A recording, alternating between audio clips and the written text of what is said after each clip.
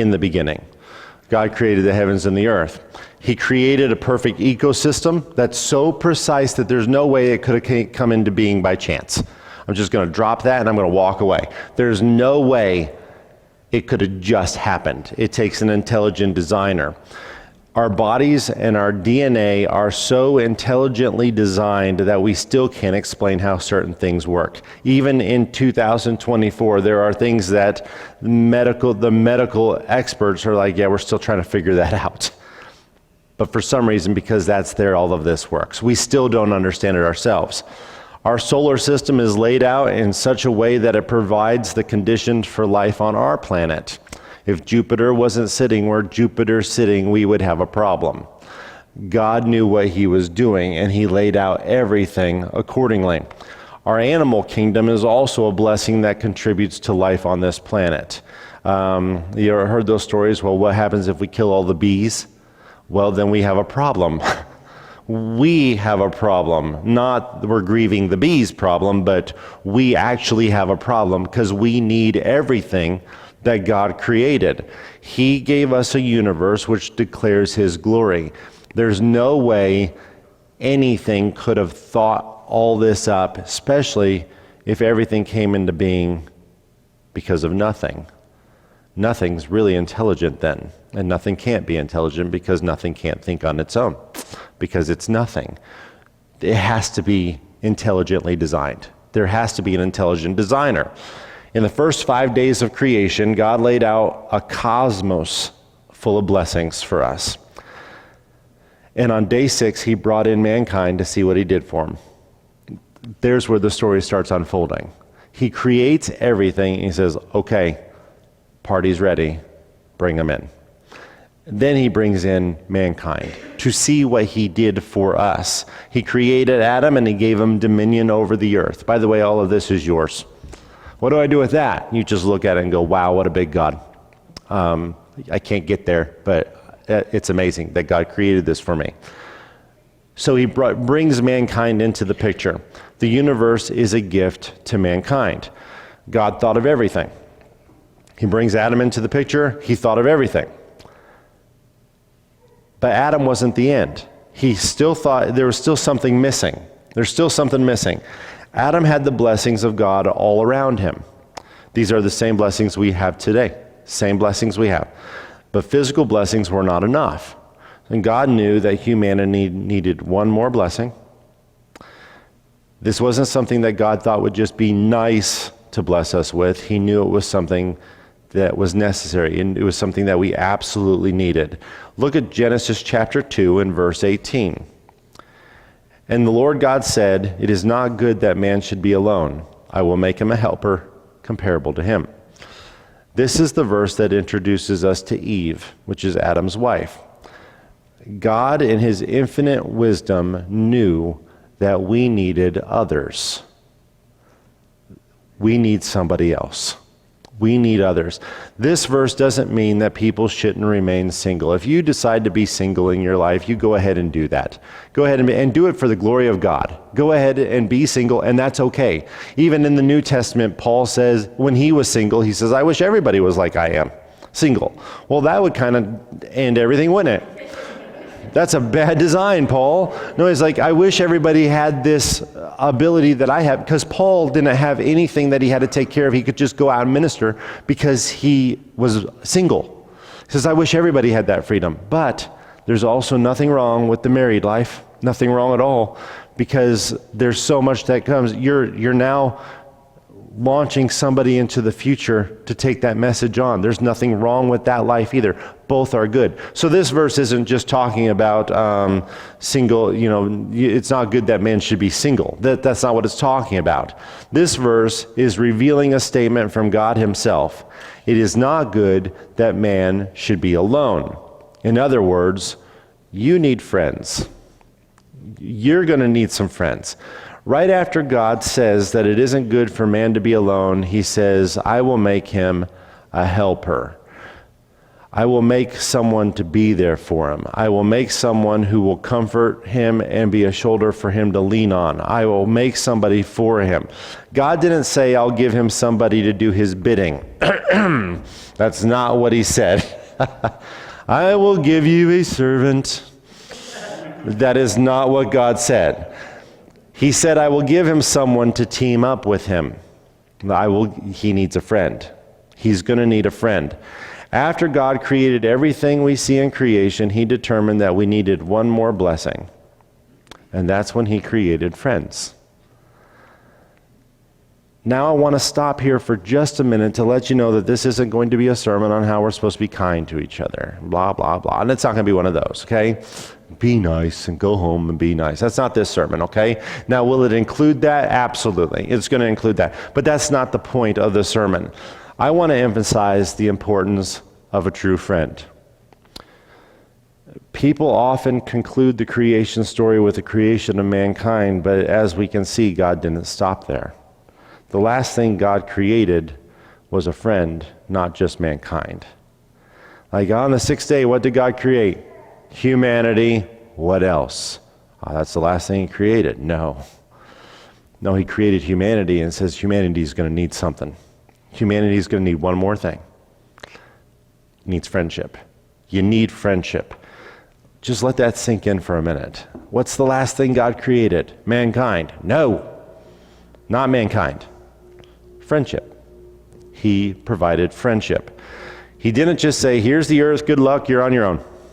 Good luck to you. How do I make it work? Good luck. He didn't just leave us like that. No, he said, it's not good that man should be alone. I will make him a helper comparable to him or equal to him. Okay? There's men, you're no greater than women. Women, you're no greater than men. We're all equal. Okay? I'm going to make him a helper that's comparable to him. We need friends. King Solomon, the wisest man on earth, he's the one who wrote the book of Ecclesiastes. And by the way, Ecclesiastes is a really depressing book and a really exciting book all at the same time.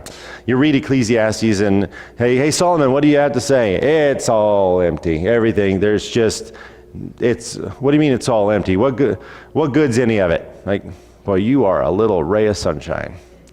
Yeah, like, okay, I'm going to make money, and it's going to be spent, and I'm going to build houses, and they're going to start falling apart.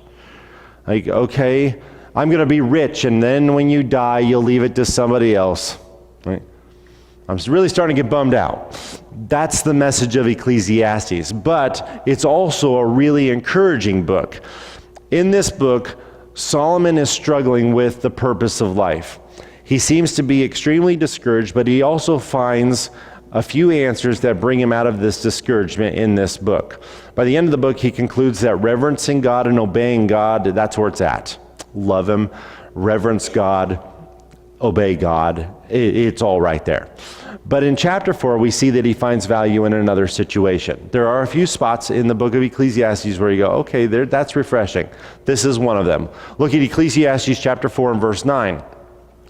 2 are better than 1, because they have a good reward for their labor. For if they fall, one will lift up his companion. But woe to him who is alone when he falls, for he has no one to help him up. The blessing of friendship has so much more of an impact than people realize. It's greater than people even stop to think about. Somehow we interpreted being someone's friend as a blessing that falls on the other person alone. You know, I'm your friend, and that's your perk. You're welcome. But it's a blessing to them because I'm their friend. Being someone's friend actually blesses both sides of the friendship. Investing in others, being there for others, brings joy to the one who's doing it. And suddenly that blessing comes back on you. What if you don't get anything out of it? What if you're just a blessing to them, and at the end of the day, they're just so thankful that you are in their life. And you go home, and was it a good day? One of the best. What did you get out of it? I just poured my life into their life, and somehow we both got blessed out of that. A friendship blesses both sides of the relationship, not just one. God didn't just make Eve for Adam, he made Adam for Eve also. He made them to be companions or collaborators. Each one of them was a blessing to the other one. One huge thing that we're missing in this generation is the importance of friendship. We live in a time where people are viewed as disposable because they don't see things the same way we see things. And suddenly people are disposable. People are beginning to accept others in their circle of friends only if they agree with their worldview. Okay? If you agree that everything's the way I say it is, then we will be friends. What if I don't? Go. I will find a new friend. I will find somebody who agrees with everything I see. And if you don't, you need to move along and find some other person that will also be my enemy. It's crazy. This generation is so entitled. I've never seen anything like it, but I'm really super young, so how could I? Don't laugh at those jokes. When I say I'm young, you don't snicker. We'll work on that, okay? This is platinum blonde, it is not gray. I'm still very young. But we live in a generation that's very entitled. If you don't see it my way, then you can't be my friend. And we close things off just like that. But that isn't necessarily friendship at all, just because somebody sees things exactly the way you see things. Friendship goes much deeper than having things in common, because we're all different. We're all different. Sometimes the greatest thing a friend can do for you is tell you that you're wrong, because they're your friend. Look at Proverbs chapter 27 and verse 5. Open rebuke is better than love carefully concealed. Faithful are the wounds of a friend, but the kisses of an enemy are deceitful. There's a lot being said right there in that one verse, or those two verses. Everything may appear to be going well in a relationship where you see everything eye to eye. Boy, you're both so happy because you both see eye to eye, but watch what happens when your view on the matter begins to change. If your relationship is based on seeing things eye to eye, what happens when you no longer see them eye to eye? If a friendship is based on people supporting each other in everything, the friendship will also end when they no longer do. And that's not a friendship. That's not a friendship at all. A true friend will say something when they realize their friend is in the wrong. That's a heavy statement.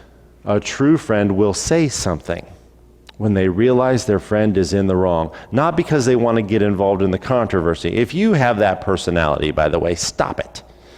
Like, I just want to fight. Then, I don't know, get a video game.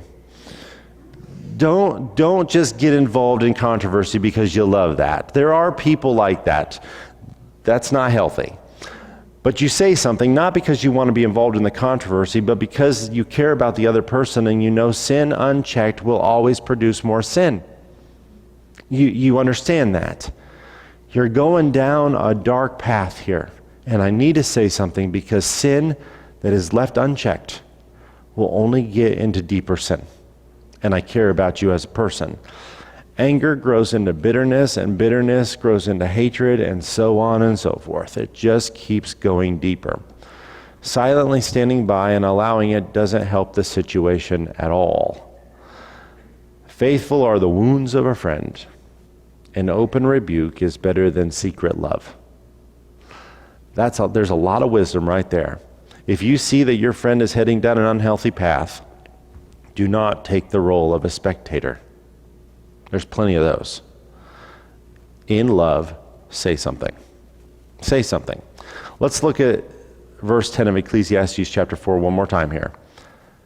It says, if they fall, for if they fall, one will lift up his companion, but woe to him who is alone when he falls, for he has no one to help him up. There's no difference in falling in a pit when you're alone and falling in a pit surrounded by people who will do nothing to help you out. The result is still the same. You're still in the pit. The fear people have is that they may lose something themselves if they speak up. That's the fear, right? Oh, they'll be mad at me. Or what if they don't want to be my friend anymore? Is that possible? Yes. Yes, it is. Could your friendship be severed? Yes. Could the other person want nothing to do with you because you didn't take their side? Absolutely. Absolutely. Even though all of these questions may be floating around in your mind, there is one other question that must be considered. Are you their friend? Yeah, but I don't want to lose that friendship. Why are you thinking about you? Who's in the pit? Well, they're in the pit, but I don't want to tell them they're in a pit because I don't want to lose the friendship. What friendship? Your friend needs your help. Your friend needs you to say something and you're not saying anything. Why do you call it a friendship? Do something. Be their friend. Because if you are their friend, you are going to reach down and help them out of the pit. The risk of losing a friend is always a reality when you administer the wounds of a friend. It always is possible. Open rebuke is something nobody wants to hear. Nobody. If I'm in the wrong, I'm not looking around for somebody to tell me I'm in the wrong. Okay? I'm not a glutton for punishment in that way. When we are in the wrong, we feel that we're in the right. Otherwise, why are we defending this? Okay? So what do people do? They try to get into circles that are going to encourage them, and they're going to say, oh, you're right, they shouldn't have treated you that way. And let's go ahead and get a team going, people to encourage each other. But when that person that you say, hey, by the way, you're in the wrong here. You're in the wrong. When that person knows your love and your desire for their benefit, that's when healing can begin. Is the risk there? Sure. But they need to know the love's there too. Jesus was the greatest friend mankind has ever had. I think everybody in this room would go ahead and just check that box. We agree. Jesus was the greatest friend mankind has ever had. And he made a statement that expressed true love, the true love of a friendship. Look at John chapter 15 and verse 12. This is my commandment, that you love one another as I have loved you. Greater love has no one than this, than to lay down one's life for his friends. Let's take a minute and break this verse down a little bit here. Love one another as I have loved you. Well, what did that love look like? How did he love us? What does that love look like? Did Jesus love us because we saw eye to eye with him? No, and while we were yet sinners, Christ died for us, okay? So he didn't wait till we saw things eye to eye. Did he love us because of something we had to offer him? No, he didn't want what we had. That's why he made us new. You've got a problem. You going to clean it up? No, I'm going to remove it. We need to get rid of the problem. So it wasn't because we had anything to offer him. No, he loved us unconditionally. And then he said, greater love has no man than this, than to lay down his life for his friend. For years I heard this statement, and I thought it was a reference to Jesus' death on the cross, because Jesus laid down his life for us, right? Then I noticed the significance of the verse right before it. It says, this is my commandment, that you love one another as I have loved you. If that is his commandment, and laying down your life for your friend is the greatest love, which we know it is because that's the kind of love he loved us with, then I sure hope it's not death we're talking about. This is my commandment, that you love one another. As you have loved me, yes, and you died, yes. Okay, so that means I have to die? That's not what he's talking about. Everybody can now take the breather. Like, I thought it was one of those cults, and we were all going to die. No, we're not doing that today, okay? It's not death that he's talking about. We can't look at this verse and say, okay, it's talking about death. What Jesus is commanding is something that we can all do. It's something you can do and something I can do. Whether we literally take a bullet for someone or not, is something we can all do. The word life in this verse, lay your life down for your friend. The word life is the Greek word psyche, which is where we get our word psyche from, okay? This is speaking of our soul, which is your personality, your likes, your dislikes, your emotions, all of that, okay? This is what Jesus is speaking about when he says, lay down your life for your friend. Sometimes we have to do the hard things because we love the person we're doing it for. Sometimes we have to say things that we know might cause conflict. We don't want to. It goes against our desires. It goes against everything we want.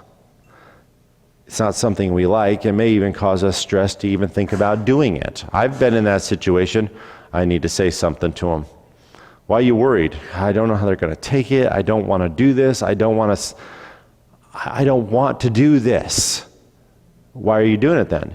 Because I have to lay down my own emotions, and I have to lay down my own desires, and I have to lay down my life for my friend. I have to do this. You know that could ruin the friendship. I know, but I love him, and I have to say something. This is why Jesus calls it the greatest love. Greater love has no one than this. In these moments, we are laying aside our comforts and our desires for the good of our friend. And that's tough. That's hard to do. Look at Proverbs chapter 27 and verse 17. As iron sharpens iron, so a man sharpens the countenance of his friend.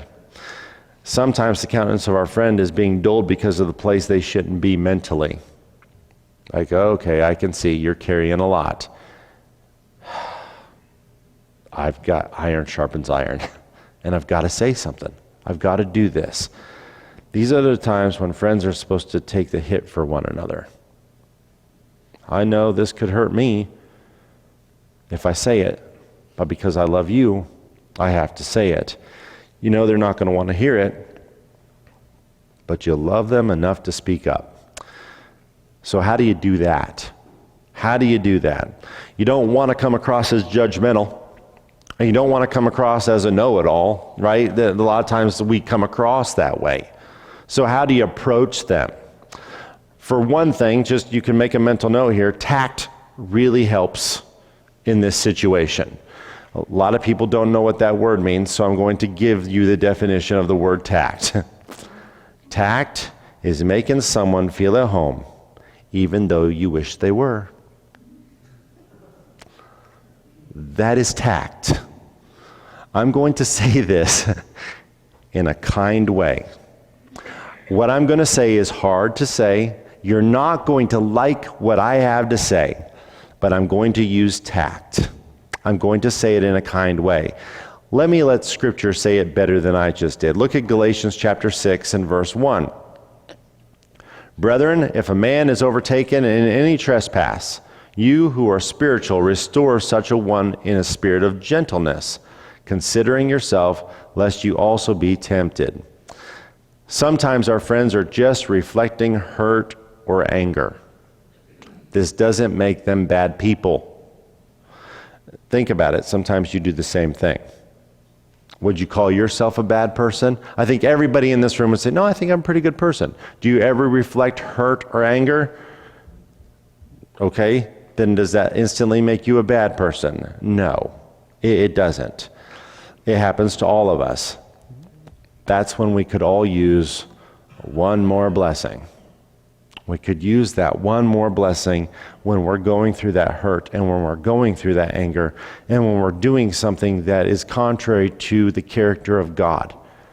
When we're involved in something we shouldn't be, speak up. We could use that one more blessing, that friend that'll show up for us. Thank God for friends who understand that when we fall into these mindsets that we shouldn't, they refuse to let us live there. They don't want us to live there. See, when I fall into a mindset that I'm not supposed to be in, and by the way, that does happen to me. That happens to every one of us. We get into a mindset. Maybe you walk into a situation that is completely unpleasant to you, okay? And you're mad. And by the way, you were happy until you saw that moment, okay? Life is going great. You turn the corner, there it is. And now you are in a mindset that you shouldn't be. Anybody other than me ever had that happen? Okay. Some of you are already smiling and won't even look at the person next to you. I don't know what that means, but I'm just saying it's happening, okay? You walk into a situation and like, oh, great day. There's music, the birds land on your shoulders, you're singing as you're walking. It's a Disney scene. And then you turn the corner and like, Now it's still a Disney scene, but now we've got the villain, and that's you. You've just become the villain in the situation because the whole thing just changed. Now you're in a mindset that you shouldn't be. Are you reflecting Christ now? No. You know what would really help? One more blessing. Hey. You're reflecting this. You need to start reflecting this. But I want to reflect that. I know. I don't want to hear what you have to say, but I love you enough to say it. And I said it. That's what we need. Iron sharpening iron. We need that one more blessing. I see where you are. I see the mindset that you're in, and I refuse to let you live there. I'm just going to go ahead and say it. God finished his masterpiece of creation by placing friendship as the cherry on the top. You look at everything God created, and you're like, wow, God, thanks for doing that for us. Like, hold on. It's about to get better. There. Friendship. As Adam is watching, as each animal has their kind, like, look at that. They all have somebody. And God says, yeah, you need somebody too. So here you go. Friendship. That was the final piece to creation. It wasn't just more humanity. It was friendship. They need somebody. It's not good for them to be alone. This life wasn't just given for you to live and gather what you can. And I know that probably came as a surprise to some people. Like, you've got to be kidding me. No, it's not just for you to gather what you can and just enjoy life. You were placed in this time in history to make an impact and be a godly influence to the people around you. You were to reflect his love. If you remain silent when something needs to be said, you're just allowing the other person to sink deeper into something that will eventually destroy them. And that is not friendship. But if you take the opportunity to speak up, it needs to be with the right heart. If you're going to say something, you've got to say it with the right heart. Look at Philippians chapter 2 and verse 3.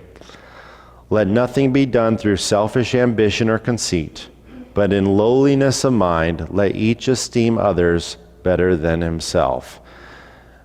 This is that greater love Jesus spoke about. I don't want to do it. Is it about you? No, this isn't about me. I need to say it because it's about them, because I love them. You're not saying something to prove that you're right or to gain anything for yourself in that moment. You're speaking out of a heart of humility and love for the well-being of your friend. You're showing up for your friend, even if it may cost you everything to do so. When a friend stands up in the face of sin, it brings the problem to the surface. Okay, you pointed out that I'm in the wrong. You pointed out that I'm involved in a sin. Okay, now the problem is front and center. Okay? Pretending that the problem doesn't exist only helps the other person justify their feelings or their actions. That is what you're doing as their friend. Let me help you justify this. They start believing that if it really was a problem, you probably would have mentioned it, right? So it must not be a problem because you didn't say anything. So now you're helping them justify it. Be a friend. Be a friend. The greatest love a person can have is a sacrificial love when it isn't about you. It's about the other person. It's a love that points others to God, and it's a love that encourages the right things. By the way, the other person can be in the wrong, absolutely. And it could have been something that triggered you to be in the wrong. Maybe they did it to you, okay? A conversation can happen. This could have been handled better. You were in the wrong. But I need your help here because I'm on the fence here too, and I really need another piece of iron to sharpen this piece of iron. Let's have a conversation. I am teetering on losing it myself because of what you did. So I'm going to point out the fact that this could have been handled better. We could have done this right. Please help me stay on track while I'm talking to you because I'm on the edge too. Okay? We're both really close here. We don't need to fall together. We need to lift each other up. That's a good conversation to have. That's approaching somebody with gentleness. This kind of love must be given even with the people that confide in you. One issue that is rapidly increasing in our society is the issue of sowing discord. That's the act of allowing strife to spread, okay? That is something that is happening in churches, that's happening in society, sowing discord. We hear the strife, we hear that somebody has a problem with somebody else, and we're allowing this to spread. Even among believers, this has become somewhat of an epidemic, where we see it in our churches. Look at Proverbs chapter 16 and verse 28. A perverse man sows strife, and a whisperer separates the best of friends. By the way, Solomon just knows how to hit you where it hurts there. If you're involved in any of this stuff, it gets personal really quick. I can personally attest to how damaging this is. So let me put this as clear as I know how to, because I've been through the separation because of whisperers. I've experienced this. If someone comes to you about a contention that they are having with or about someone else, the first thing you need to do is ask them if they have spoken personally to that individual, not you. Not you. Have you gone to them? No. Then what are you doing here? What are you doing here? That's the first thing you need to do. It may have been a misunderstanding.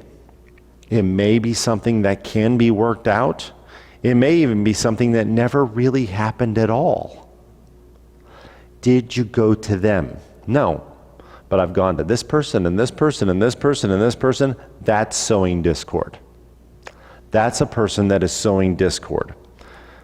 But if someone doesn't stand up and point them in a godly direction, strife is going to grow. It's going to continue. Don't be the person someone else feels safe talking about their conflicts with, knowing that you will just side with them. Everybody talks to me about their problems. Why are they comfortable doing that? I don't know. I think you know. I think you might know. Now, you might go to a counselor. Oh, the counselor, he must be the person. No, what's the counselor supposed to do? As a friend, point you in the direction. Did you talk to him? How did you handle that? It's okay to talk with people, but don't talk with people that are going to just side with you or help you spread that strife.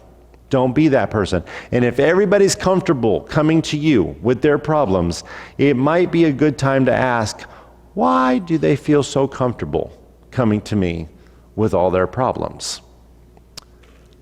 Did you ever offend them by your answer?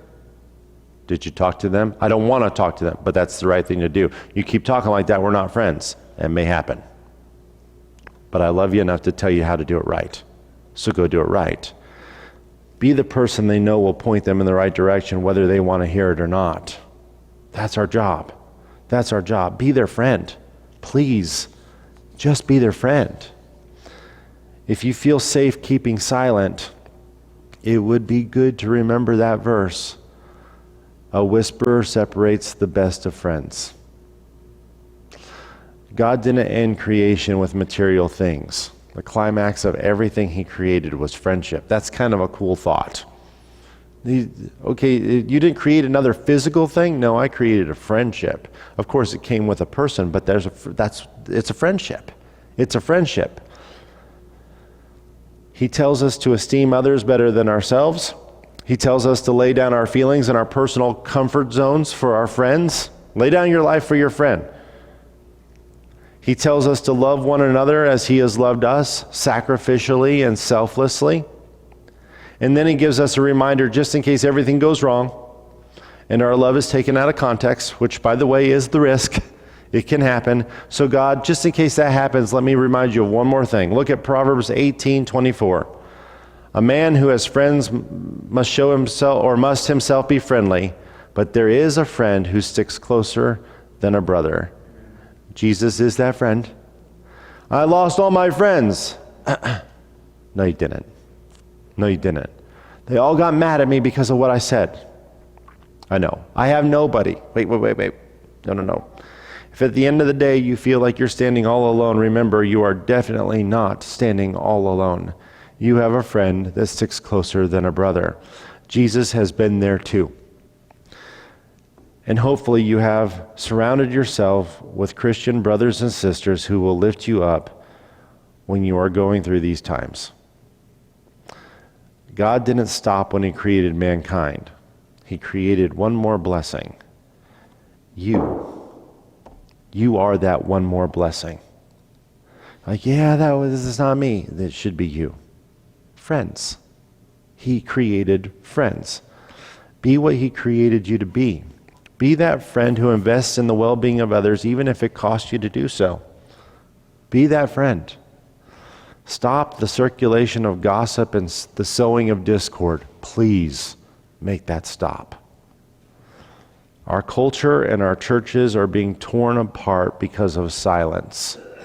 I don't want to offend anyone. Well, I'm sorry, in this generation, the risk is just too high.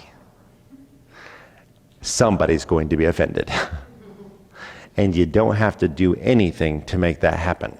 So that's coming anyway. Love them and say what needs to be said. Share this sermon with others.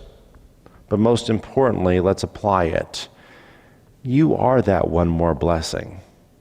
Don't be afraid to be that one more blessing. Is it going to be comfortable? No, it's not. By the way, my job, it's a load of fun. It's a load of fun. Somebody can come into my office like, I need to talk to you. Like, okay. It's not like, how you doing today? It's I need to talk to you. All right, let's do that. So let's talk. I have a problem with so-and-so. Well, what did they say when you told them that? I didn't go to them. Okay, right now, you need to go to them. Then you can come back. That's not what I wanted to hear. I know. Because you didn't go to them. But biblically, you need to go to them. Talk about it. One time this did happen. I said, you need to go to them. And then the person came back and said, it was a complete misunderstanding. Like, praise God. Thank you for helping me. I just sent you away. But I had to be the friend. And a lot of times I have to be the friend. And by the way, relationships can end if you be the friend. But you got to be there. Who's going to help him crawl out of the pit? Who's going to help him out of the pit?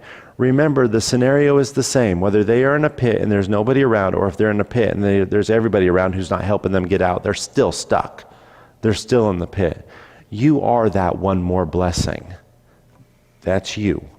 Go out there and be that one more blessing. Love people. By the way, that doesn't mean everybody needs to be fixed. That is not your job. Remember, when God saw us in our situation, what did he do? Did he fix us? No. He made us new. He didn't even say, I need to fix that. No. He just made us new. Kindness and love compelled us to him. With kindness and love, be somebody's friend. Let the gossip stop, and you show up and you be there for each other. And if you are experiencing, maybe somebody's sitting here right now and you say, you know what? I've got a mindset I'm not supposed to be in right now. And that sermon really it offended me. You're welcome. You're welcome. Come on out. You were made to reflect his love, not that emotion. So go ahead and come out of that and go out there and be that one more blessing.